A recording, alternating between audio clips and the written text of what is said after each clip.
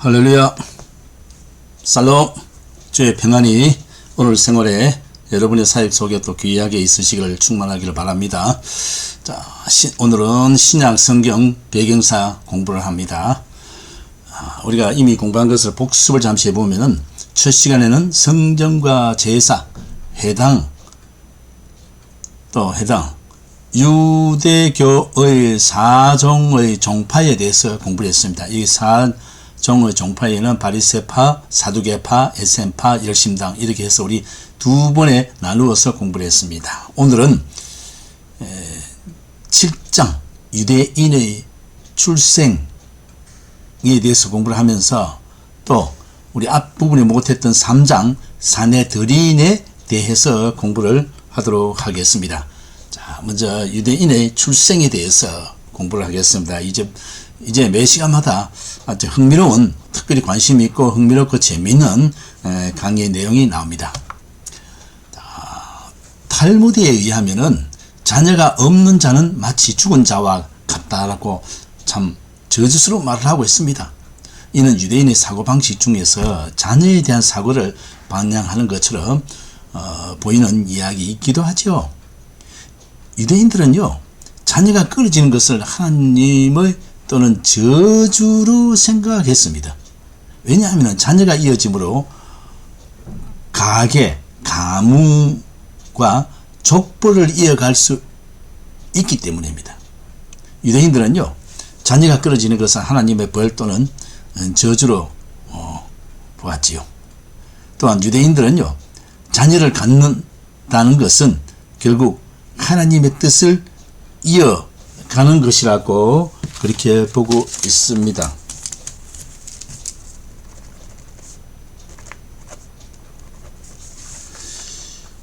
유대인들은 자녀가 끊어지면은 하나님의 벌, 저주로 생각했기 때문에 참 많은 그 두려움 속에 있죠. 또한 유대인들은 자녀를 갖는다는 것은 결국 하나님 뜻을 이어가는 것이라고 생각했습니다. 이것은 창세기에서 1장 28절에 소개한 대로 창조의 원칙이죠. 출생과 할례에 대해서 먼저 살펴보면 유대인에게 있어서 자녀의 출생은요, 참으로 기쁘고 즐거운 것이었습니다. 만약 아들이 태어나면은요, 할례를 꼭 받음으로써 아브라함의 언약의 백성으로 받아들여졌습니다. 율법 그대로, 말씀 그대로 사상이죠. 반면에 딸이 출산을 했을 경우에는 남편이 그의 아내와 딸을 위하여서 축복하고 하나님 앞에서 새로 태어난 아이의 이름을 불러주었습니다. 자, 생일을 맞이하면은요, 종종 큰 축제가 벌어졌습니다. 이런 사실은 신구약 성경에 분명하게 나타나고 있습니다. 이런 생일 축제는요, 이스라엘뿐만 아니라 근동 지역의 대부분의 나라에서도 그대로부터 계속 내려오는 풍습이 있었습니다.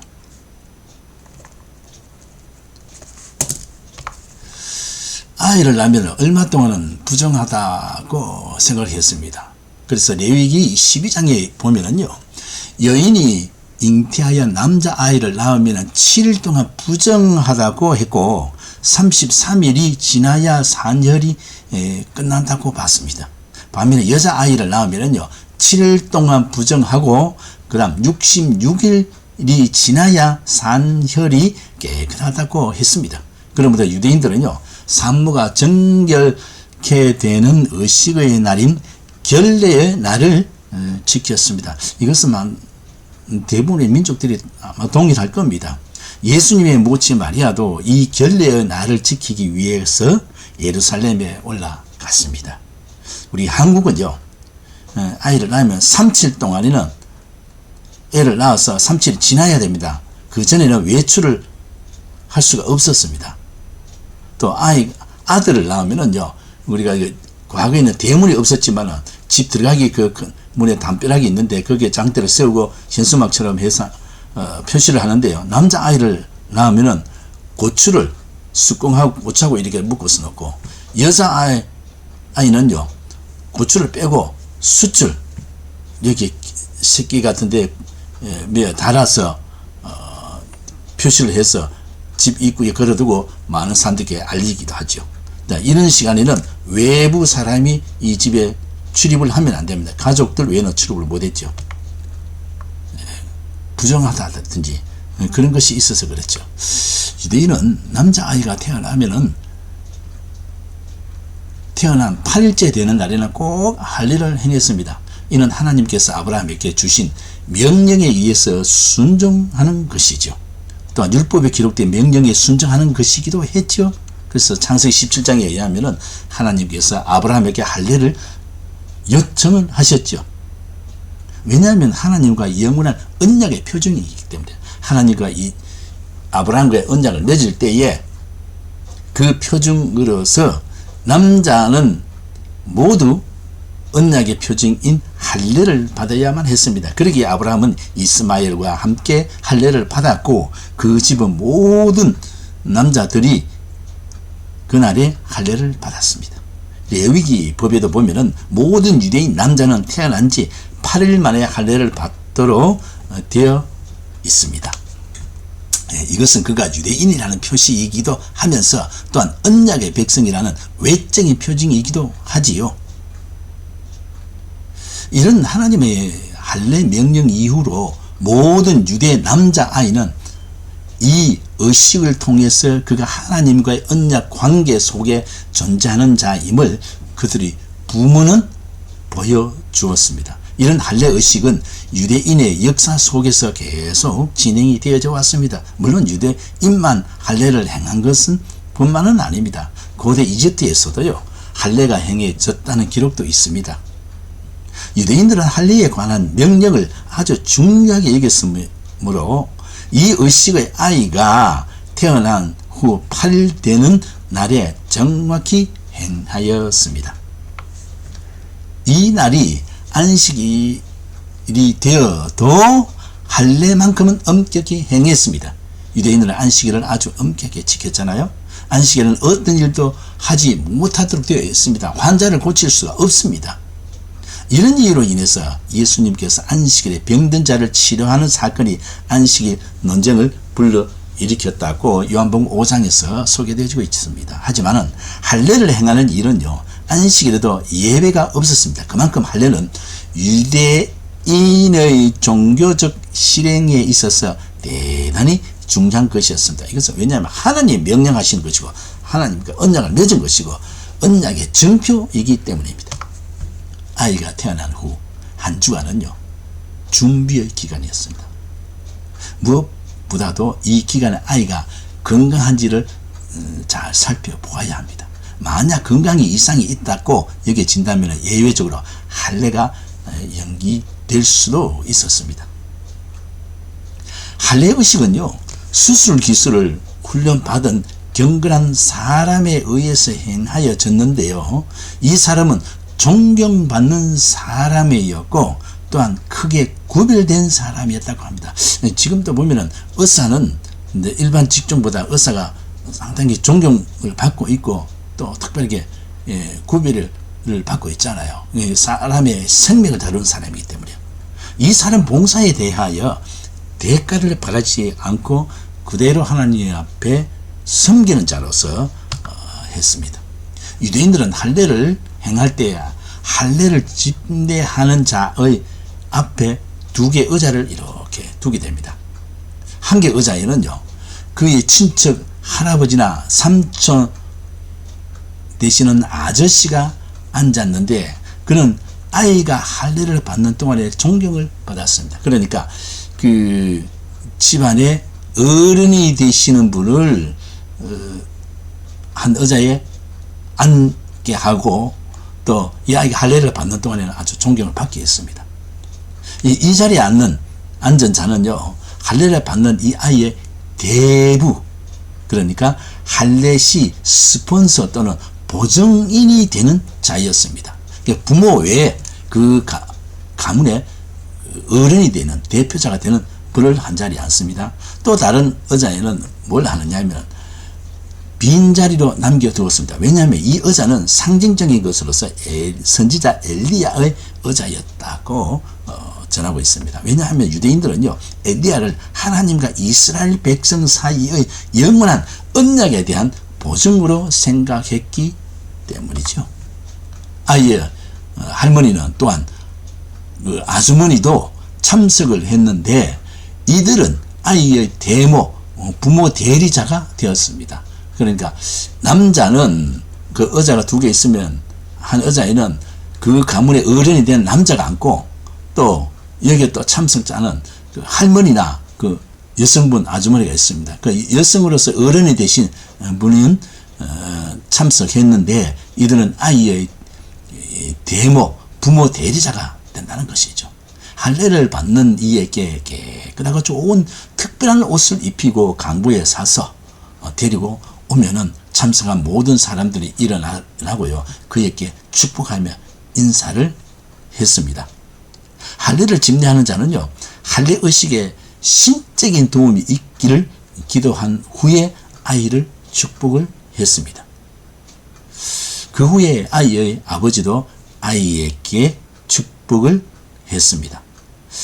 자, 거기 온 어른이 축복을 하고요, 그 할례를 집례하는 자가 축복을 하고, 그 후에는 마지막에는 할례를 하기 전에 이 아버지도 또 부모가 이렇게 축복을 하는 순서가 있었습니다. 아버지의 축복이 끝나면은 바로 집례자가 할례를 행하게 되죠. 신약 성경에 의하면은요, 세례 요한이 난 지 8일 만에 할례를 받았고요, 예수님께서도 8일 만에 할례를 받았다라고 누가복음에서 소개되고 있습니다. 또 사도행전 16장 1절에 3절에 보면 사도 바울이 디모데에게 할례를 행하였다는 언급이 나오고 있습니다. 이런 언급들은 예수 시대에 유대인들이 할례를 엄격하게 지켰다는 것을 보여주고 있는 것이죠.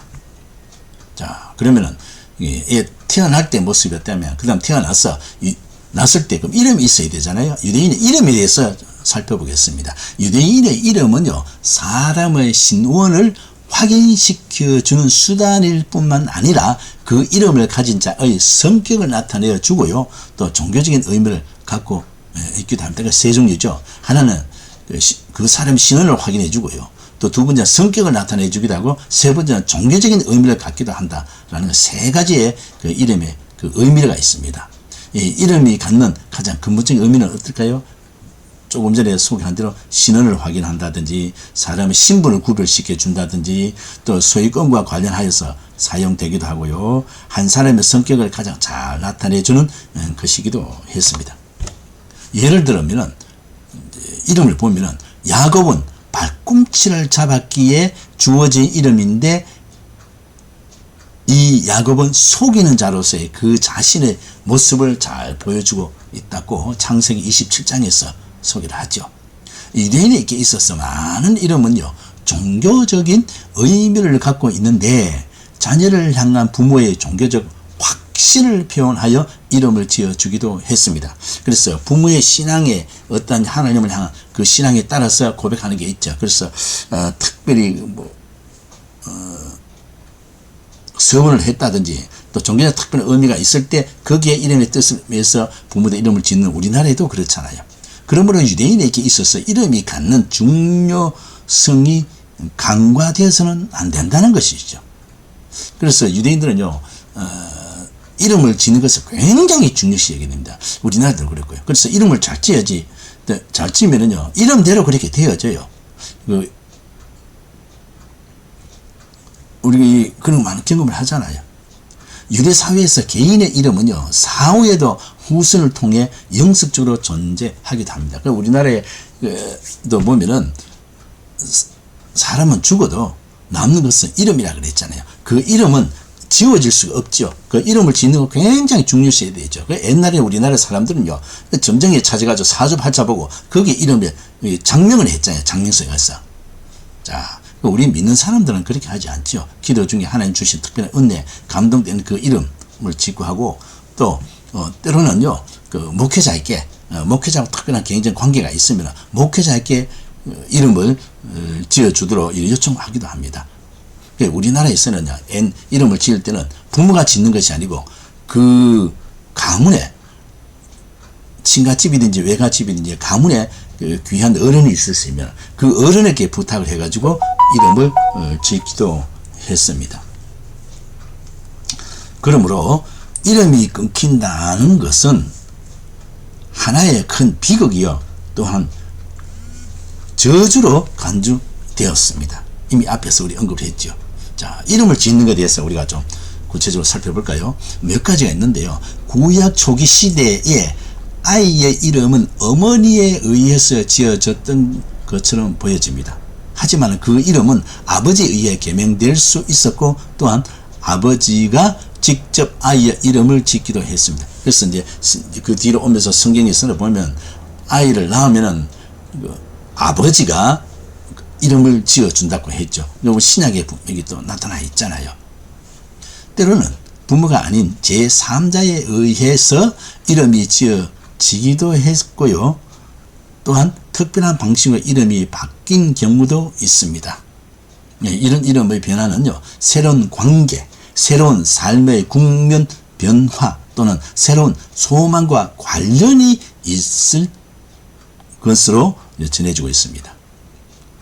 자, 이름은 어머니에 의해서 지어지면서 뒤에 아버지에 의해서 또 개명이 되어진다고 했죠. 두 번째는 족장 시대의 아이의 이름은 출생 때나 그 직후에 지어진 것으로 보이고 있습니다. 또 세 번째는 후기 유대교 시대와 신약 시대에 와서는 출생한 후에 8일째 되는 할례의 날에 할례와 함께 이름을 짓는 것이 보편적이었습니다. 누가가 기록하고 있듯이 세례 요한이 출생한 후 8일째 되는 날에 그 이름이 지어졌는데요. 보통은 조상 또는 친족의 이름 중에서 이름을 따온 것으로 보입니다. 예수님의 경우에도 요한과 마찬가지로 8일째 되는 날에 할례의 날에 이름이 지어졌다고 누가는 전하고 있습니다. 이것이 신약시대 초기의 장명의 관습이었던 것으로 보입니다. 왜 8일째 이름을 지었는지에 대해서는 명확하지는 않습니다. 우리나라도 그랬죠. 이름을 지을 때 친족 중에서 이렇게 보고 지으면서 또한 우리는 성씨가 있기 때문에 가문이 있기 때문에 가문에 따라서 학렬에 의해서 이름을 짓는 것이 독특하죠. 로마인들은요, 출생 후에 9일째 되는 날에 이름을 지었기도 했고요. 헬라인들은 7일째 혹은 10일째 되는 날에 아예 이름을 지었다고 합니다. 각 민족별로 나라별로 좀 독특성이 있죠. 한국은 태어나기 전에 이미 이름을 지어 놓는 경우가 많습니다. 또는 출생 직후에 바로 짓기도 하고요. 이름을 지을 때는 학렬을 따라서 장명하는 것이 전통적입니다. 남자는 될 수 있으면 학렬을 따라서 짓고요. 여자는 학렬을 떠나서 그 상황에 맞게 짓기도 합니다. 때로는 딸도 그렇게 하는데 저희 가정에서는 딸 하나 아들 하나인데 그대로 이 가문의 전통을 따라서 학렬에 의해서 이름을 지었습니다. 유대의 역사 속에 장명에 관한 관습은요, 어떤 변천의 과정을 거쳤던 것 같이 보여집니다. 포로기 이전에는요, 이름의 의미를 강조하였는데 반해서 포로기 이후에는 과거의 인물 중심으로 이름을 짓는 관습을 가졌던 것 같습니다. 그러니까 이름을 짓는 데 변천에 있어서 조그만 차이가 있습니다.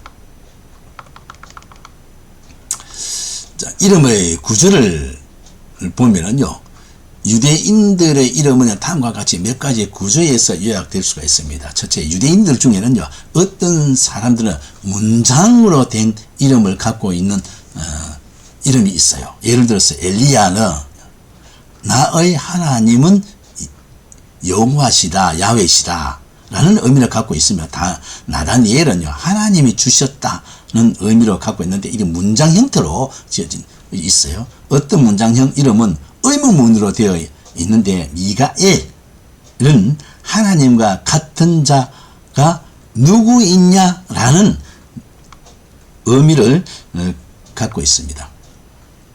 어떤 경우는 소원을 나타내는 문장형의 이름도 있어요. 자, 두 번째, 그 이름에는 구절로 이름을 된 것도 있습니다. 이런 구절로 된 이름은요, 이런 이름을 가진 자의 특성을 나타내거나 또는 야훼 하나님과의 관계를 나타내거든요. 이 구절을 한 구절로 이렇게 나타난 것은요, 문장 형태로 이렇게 나타난 것은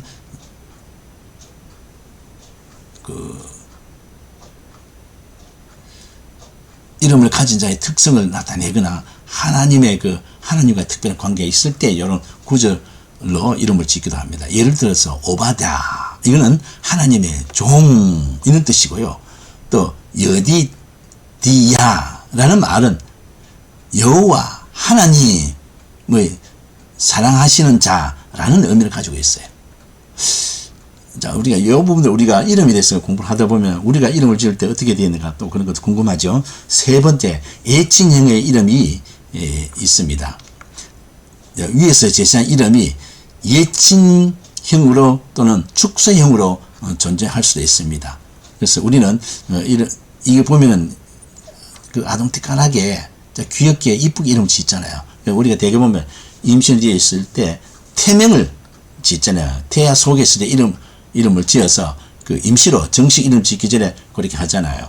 저희 딸이 임신해서 이름을 가진데 구름이라고 태명을 구름이라고 그러더라고요. 늘 구름하고 되게 태명이 다 있잖아요. 근데 그 태명대로 그대로 이름을 짓는 것은 아니잖아요. 예를 들어 여호아하스의 예칭 이름은 아하스이거든요. 이름을 지을 때 아동스럽게 짓는 것은 삼가하는 것이 좋습니다.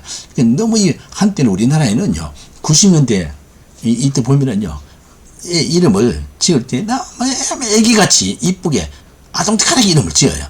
그 이름을 지어 놓으면 변형을 할 수 없잖아요. 어른이 되었으면 조롱거리가 된단 말이에요. 우리가 이름을 지을 때 기도하면서 하나님 주신 은혜를 따라서 짓지만 너무 어린이답게 아동스럽게 아동틱하게 이름을 짓는 것은 삼가하는 것이 좋습니다. 그리고 또 이름을 지은다 한 단어 형태의 이름이 있어요. 이런 경우는요, 시족 이름, 또 동물 이름이나 식물 이름 등에 사용되어지는데요. 예를 들어서 드보라 이러면 꿀벼이라는 의미를 갖는 이름이 있어요. 또 이름의 의미를 우리가 살펴보면은 이런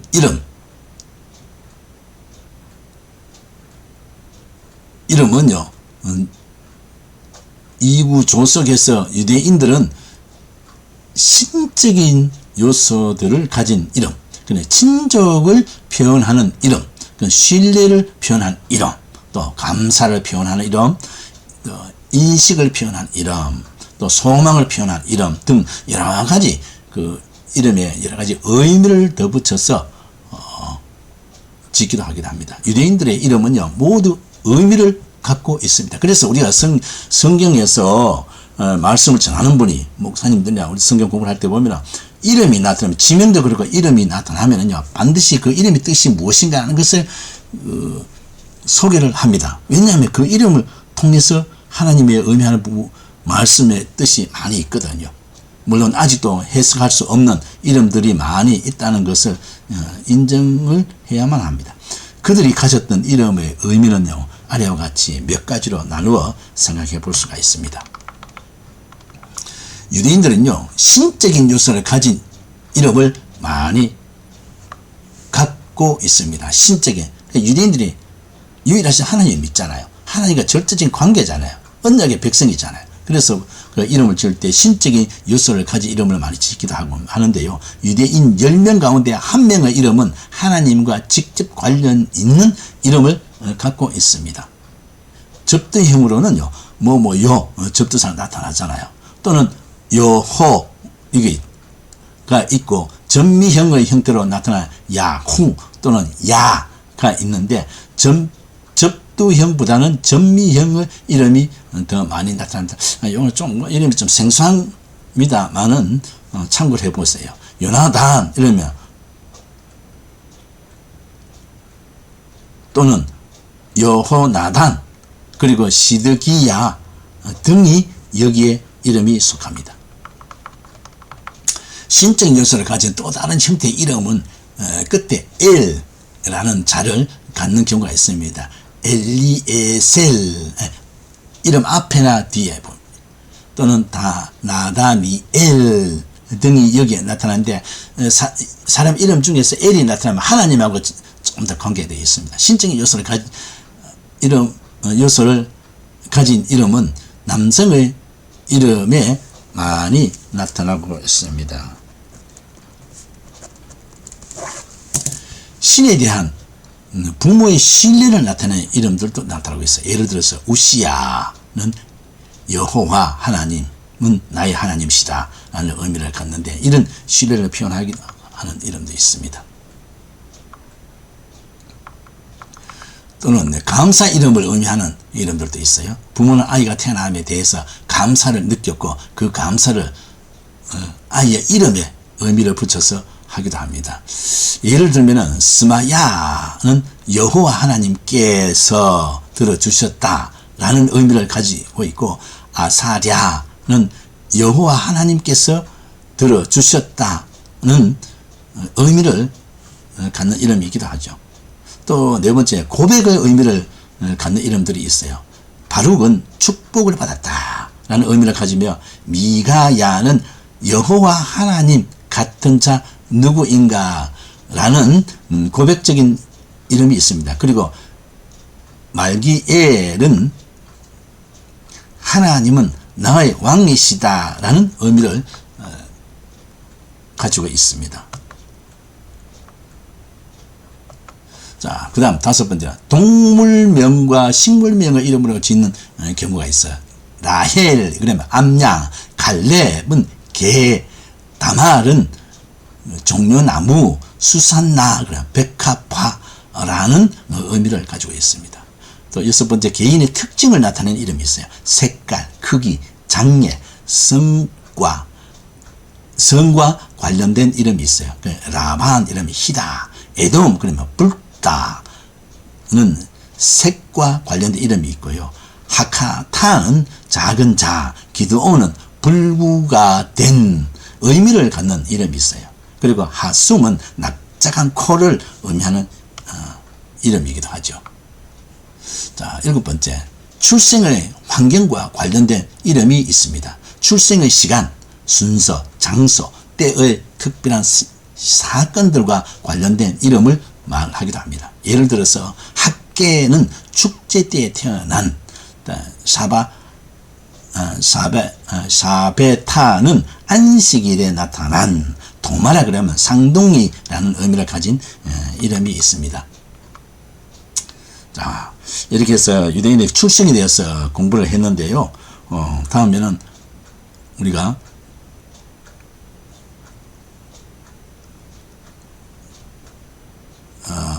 제 3장에 있는 공부를 하도록 하겠습니다. 3장의 사내들인에 대해서 공부를 하도록 하겠습니다. 자, 사내들인 영어가 무엇일까요? 포르기 후기에 예루살렘에 있던 유대인의 최고 의회를 가리키는 것입니다. 이 의회는요, 사법적 기능과 입법적 기능과 행정적 기능을 다 갖고 있습니다. 삼권을 모든 것을 다 가지고 있다는 것이죠. 그러면 이 사내들인은 우리나라의 국회의 역할을 하는 것과 많이 비슷하죠. 사내들인이 생겨진 기원과 역사에 대해서 잘 살펴보면요, 랍비들의 해석에 의하면은 사내들인은 모세를 돕도록 임명된 70명의 장로들의 모임에서 기인한다고 전해지고 있습니다. 그 당시 예루살렘에 최고의 법정이 있었다는 것과 장로들에 대하여 언급하고 있는 것은 사실인데, 이 기간 동안에 이미 사내들인과 같은 조직된 제도가 있었다는 암시는 없습니다.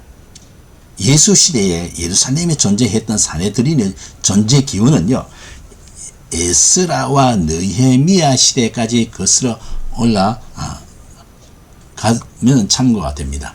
그 당시 대제사장 요수아와 다윗 계열의 예루살렘 통치자 스룹바벨이 함께 공동체를 다스렸다라고 학계서와 스가랴서에서 소개되어지고 있습니다. 이 귀족 공회는 페르시아의 지방 통치자 타테나이와 성전 재건을 위한 대표들로 이스라엘을 대표했다라고 소개가 되어지고 있습니다. 스룹바벨의 죽음과 함께 다윗 가문의 통치가 끝나고요. 제사장들이 케루시아와 유대 국가의 수장이 되었습니다. 아마도 이들은요, 장로들, 귀인들, 방백들이 사내들인의 초석이 되었을 것으로 전해지고 있습니다. 알렉산더 대제 시대 이후에 예루살렘의 공회는요, 제사장들에 의해서 인도가 되었다는 유다는 신정국가가 되었으므로 왕이 없었고 대제사장이 왕의 역할까지 했다고 합니다.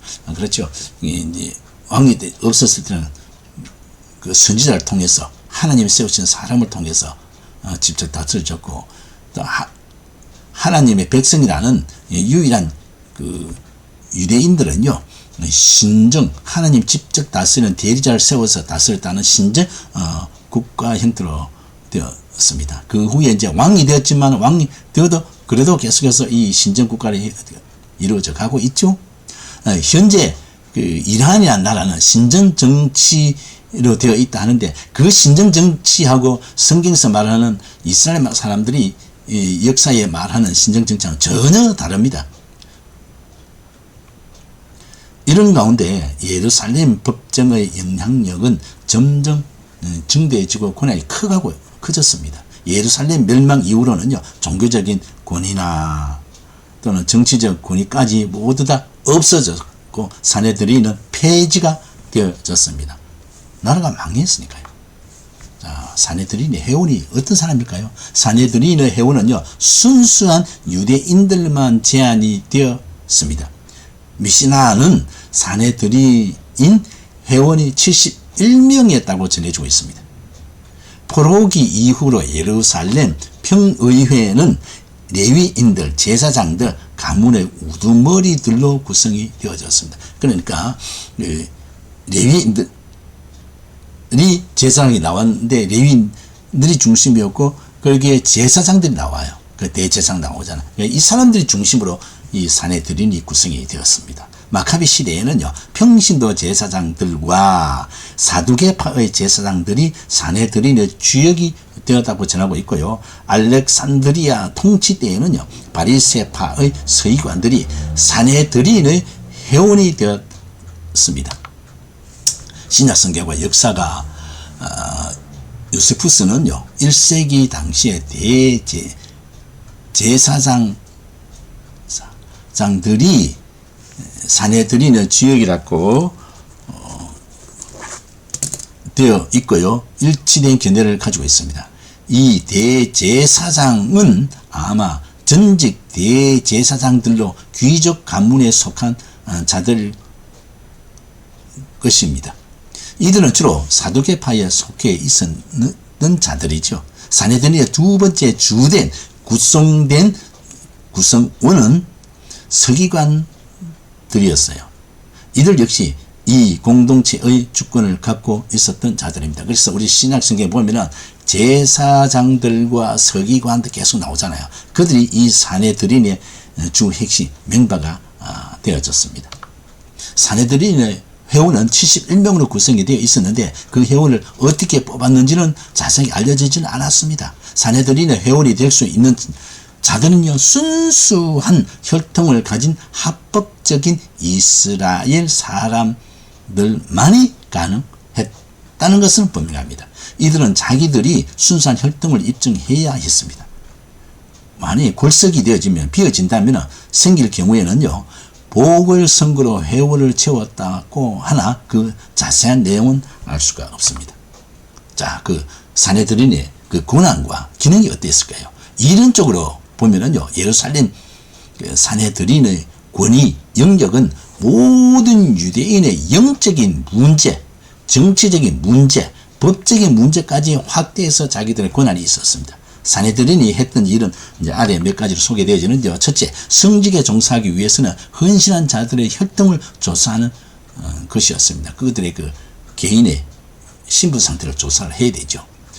사제 서품을 받을 때에, 그러니까 오늘날의 목사 안수와 같은 겁니다. 그래서 사제로서 서품을 받는 일에는 엄격한 심사가 되어졌습니다.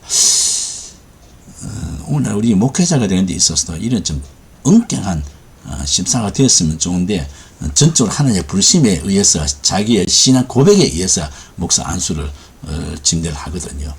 아쉽습니다. 사제들의 아들이 서품을 받을 수 있는 나이는요, 만 20세가 되면은 사내들인 회의실에서 신체적으로 결함이 없음과 그가 속한 가문의 합법성에 대해 사내들인의 심사를 받았습니다. 왜냐하면 이 종교적인 지도자가 된다는 게 굉장히 중요하거든요. 이 심사에서 결격 사유가 없다는 것이 판명이 된 후에 이 사제의 서품을 받는 의식을 거쳐서 사제로 서품을 받았습니다.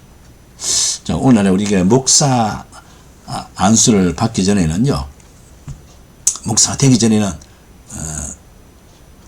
이런 과정이 있지만 목사 고시라는 시험을 봅니다. 그리고 거기다가 또 면접을 보게 됩니다. 그 면접을 볼 때 아주 중요한 것은 개인적으로 하나님과의 관계를 물어보게 되고요. 또 분명히 신앙 고백이 분명해야 되고, 목사로서의 그 부르심과 사명, 소명과 사명이 분명한지 이런 것을 이제 확인해 것이 면접인데요. 웬만하면은 목사 안수 받는 데는 다 통과가 되게 되죠. 사내들이는요, 법을 제정하고 전쟁을 선포하면서 대제사장을 심판하는 권한을 받습니다. 그건 굉장한 권한이죠. 법도 제정하죠. 전쟁을 해야 될지 안 할지 결정을 하죠. 대제사장을 심판하는 또 권한도 있습니다. 대제사장은요, 중죄를 지어도 오직 사내들인의 판결에만 복종하도록 되어 있습니다. 예외가 없습니다. 이것도 대제사장의 특권 중 하나라고 할 수 있습니다. 세 번째, 거짓 선지자와 예언자를 심문하여서 반역자를 심판할 권한이 사내들인의 권위에 또 영역에 속해져 있습니다. 그래서 이 선지자와 예언자들을 심문해서 잘못되어지거나 반역자를 심판할 때 이들의 관여를 하는 것이죠. 사내들인이 가지고 있던 또 하나의 기능은 뭐냐면 법정으로서의 역할을 했습니다. 사내들인은요, 상소할 수 있는 최고의 법정이 있습니다. 그러니까 지금의 우리 대법원 현대의 권한도 가지고 있었습니다. 당시 이스라엘은요, 세 종류의 법정이 있었습니다. 하나는 3명이 구성된 법정이 있었고, 또 개인의 재산과 관련된 재판을 위하여서 이 법정이 요구가 되어졌습니다. 이 법정만 지역마다 있었던 것 같고요. 이 법정에서의 의견 일치가 없을 때는 성전 언덕 문에 있었던 예루살렘 법정에 이 문제를 상정했습니다. 그러니까 우리나라 같으면요, 일반 고등법원에 갔다가 지방법원에 갔다가 고등법원을 가고, 고등법원에서 대법원을 가고, 여러 가지 3심 제도가 있는 것 같이 좀 이해를 하시면 되겠습니다. 만약 여기에도 해결이 안 된다면 성전 안뜰의 문에 있는 법정에서 다투었고요. 여기에서도 해결이 안 되면 사내들이에서 문제를 다루었습니다. 그러니까 1차는 지방 법원에서 다루어지고요. 2차는 또 중앙이 되는, 중간쯤 위치가 되는 우리 고등법에 해당이 되겠죠. 그리고 3차에서는 대법에 해당되는 사내들인에서 이 문제를 다루었다는 것이죠. 지역의 판사들은요, 사내들인의 판결에 따라야 했습니다. 사내들인의 판결에 따르지 않으면 죽음에 처한다고 했습니다. 그래서 이 사내들인에서 이 법정 일은요, 굉장히 엄격하고 중요시했습니다. 성전의 의식을 감독하는 권한도 있어요. 이게 이제 신적인 관계가 있으니까요. 유대인의 법정에 관련하여 하나 더 언급을 한다면은 이 법정은요, 작은 사내들인이라고 불리는 23명으로 구성이 되어 있습니다. 이 작은 사내들인은 팔레스타인 전 지역의 큰 읍들에 위치되어 있었습니다. 하나의 읍에 이 사내들인이 있으려면 팔레스타인 전 지역의 큰 읍들에 위치해 있어야 합니다. 이 법정에서 사형에 처해야 할 자들을 재판하기도 하죠. 또 강조합니다만 바로 이게 사내들인은 대부분의 역할을 한 겁니다. 어떤 학자들은요, 71명으로 구성된 큰 사내들인은 23명으로 구성된 작은 사내들인 3개가 모여서 이루어진 것이라고 주장하기도 합니다. 즉 3개의 사내들이나 회원 69명과 의장과 부의장을 합하여서 71명이 되었다고 합니다. 그러나 3개의 작은 사내들인이 모여 회의를 개최를 했다는 증거는 특별하게 없습니다. 우리는 성경에서 나타난 스데반 순교에 대하여 생각해 볼 수가 있는데요. 유대인에게 사형 집행권이 없었기 때문에 스데반의 죽음은 분명히 불법적 폭도들에 의한 것이었습니다. 예수님도 사형 집행할 때 유대인이 사내들인 그 안에서는 전혀 공회원에서는 전혀 이 사형권이 없습니다. 그래서 빌라도에게 의존해서 사형 온도를 받게 하기 위해서 그렇게 과정을 거쳤던 것이죠. 스데반은 총독이 아닌 사내들인의 재판을 받았습니다. 억울하죠. 그는 재판을 받고 레위기의 교훈을 따라서 성 밖으로 끌려가 돌로 처형되었다고 소개되고 있습니다. 자, 이렇게 해서 오늘은 유대인의 출생과 또 사내들인에 대해서 공부를 했습니다. 성경에 신약 성경에 보면 사내들인 또 공회의원, 공회원 뭐 이런 말이 나타나는데 그 사내들인에 속했거든요. 이 내용을 잘 참고해서 성경을 보시면 도움이 되겠고, 또 유대인의 출생에 있어서 출생이 어떻게 했는지, 임신되었을 때 또 태어났을 때 할례를 받는데 이름을 지을 때는 또 어떻게 했는지 이런 부분들을 우리가 공부를 했습니다. 이런 거 잘 참고해서 사역에 귀하게 참고가 되었으면 좋겠습니다. 감사합니다.